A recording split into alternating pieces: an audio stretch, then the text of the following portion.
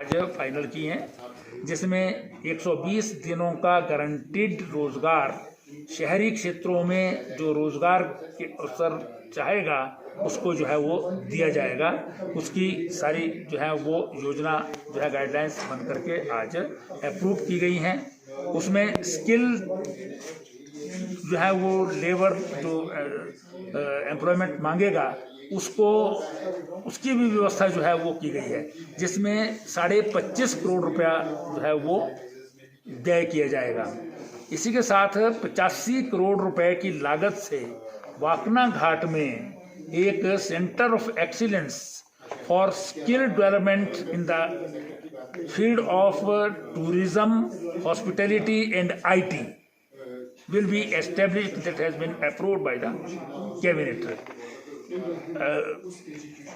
One more thing on excise.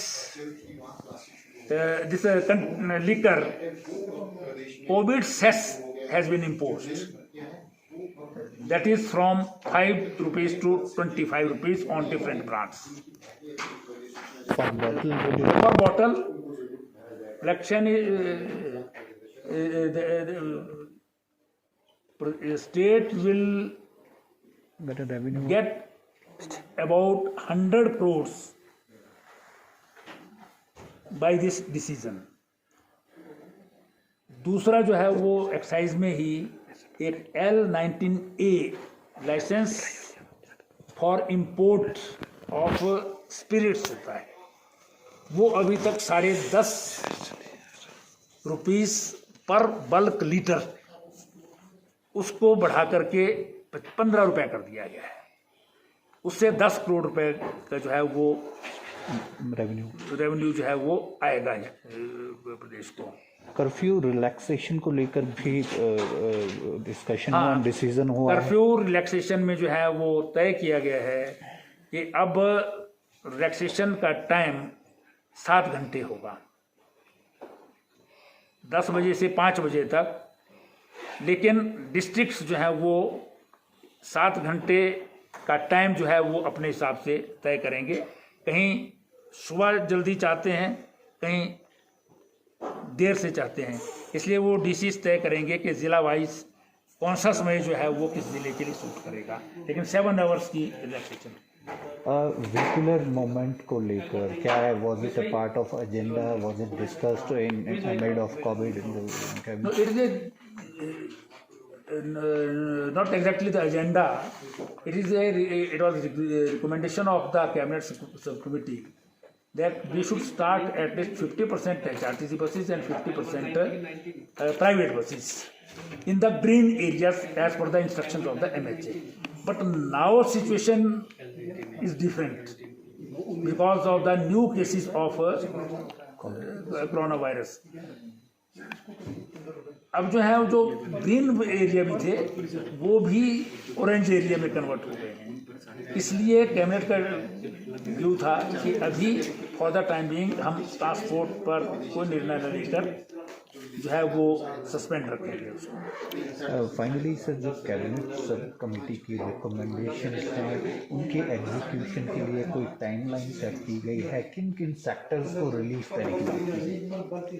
उसमें दोनों चीज़ें हैं, not only relief, revival of इसमें रिवाइवल ऑफ इकोनॉमी है, जिसमें सबसे बड़ा हमने जो है वो जितने भी प्रदेश के विभाग हैं सबके पास किसी न किसी रूप में पैसा पड़ा है, या बहुत सारी स्कीम्स जो वर्क वाइज जो है वो बजट में आती हैं। राइट फ्रॉम 2001 ऑनवर्ड जो है वो कई डिपार्टमेंट से खड़ा है, उनको जो है रीअप्रोप्रिएट किया जाए। अगर वो एक काम नहीं हो सकता है तो दूसरे काम में कन्वर्ट हो जाए, उस पर जो है रूप से जो है एम्फेसिस था। जैसा हमारे PWD के पास ही 3000 करोड़ रुपए का लगभग जो है वो अभी पड़ा हुआ है, उन कामों को जो है वो प्रारंभ किया जाए। कैसे रिवाइवल हो सकती है? अगर एक काम नहीं हो सकता है तो वो पैसा दूसरे काम में जो है वो लगा दिया जाए। तो ऐसी बहुत सारी जो है वो रिवाइवल्स की स्कीम है। कुछ सेक्शन को जैसे फ्लोरिकल्चर वालों को जो है वो पिछले कैबिनेट में ही दे दिया था, लेकिन वो डिसीजन रिकॉर्ड नहीं हो सका था। उनको जो है टोटल कैलकुलेट करके 20% जो है वो सरकार जो है किसी रूप में देगी। तो इसी प्रकार से और भी सेक्शंस हैं कि जिनको जो है वो फिशरमैन हैं, ऐसे दूसरे सेक्शंस हैं। लेकिन क्योंकि प्रदेश सरकार की अपनी ही आर्थिक स्थिति ऐसी नहीं है कि हम बहुत ज़्यादा सेक्शंस को जो है वो कोई सीधा जो है वो फायदा दे सकें, इसलिए बहुत सारी चीज़ों के लिए कहीं लोन के रूप में, कहीं जो है वो कुछ जो उनको दिया जाता है, जैसे इलेक्ट्रिसिटी की में जो है वो इंडस्ट्री को जो है डेफर किया गया, टूरिज़्म को वेवर किया गया, ऐसी कुछ सुविधाएं देने की बात है। तो अभी ये चलता रहेगा, डिफरेंट सेक्टर्स जो हैं वो उनको ढूंढते रहेंगे और किस में दिया जाता है। फाइनली सर, जो माइग्रेशन को लेकर क्या कोई डिस्कशन हुआ है? जो लोग लाने हैं हिमाचल से बाहर जाने हैं, इवन शिमला में भी we have been receiving calls from some migrant labourers कि वो हंगर स्ट्राइक पे जा रहे हैं, they have been put on institutional quarantine. वो कह रहे हैं कि हमको 28 से 20 से मतलब वेरिंग फ्रॉम 50 लोग हैं गोरखपुर जाना चाहते हैं। क्या तो अगर इस तरह दूसरे प्रदेश से सरकार ले जाना चाहे तो जाएं, उन्होंने खुद जाना है तो जाएं।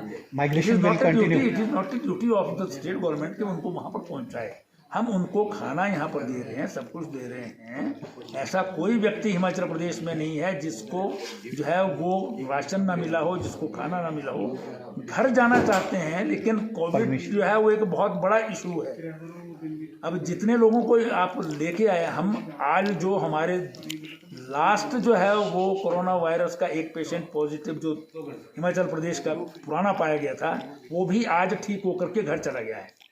अगर बाहर से लोग ना आते तो सबके साथ हिमाचल बिल्कुल ग्रीन होता, लेकिन बाहर भी लोग जो हैं हिमाचल के हैं, उनको भी लाना जो है वो आवश्यक है। जो वहाँ फंस गए हैं, किसी कारण से हिमाचल से गए थे या वहाँ विद्यार्थी हैं, उन लोगों को वापस लाना जो है वो आवश्यक है।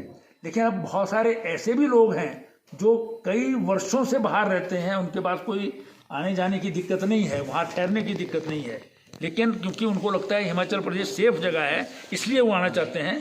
तो उनसे हमारा निवेदन है कि भी वो अभी जो है वो अपने घरों में ही टिकें। अगर प्रदेश के अंदर आएंगे तो उनकी इंस्टीट्यूशनल क्वारंटाइन या होम क्वारंटाइन होगा। होम क्वारंटाइन जो है वो लोग उसको वायलेट कर रहे हैं, इसलिए मजबूरी में जो है वो इंस्टीट्यूशनल क्वारंटाइन में रहना पड़ेगा।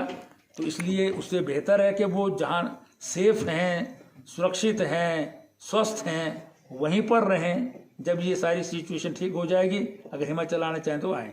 लेकिन जिनको कोई विद्यार्थी हैं, टेम्परेरी गए थे, फंस गए, उनको लाने के लिए विभिन्न प्रयास जो हैं किए जा रहे हैं।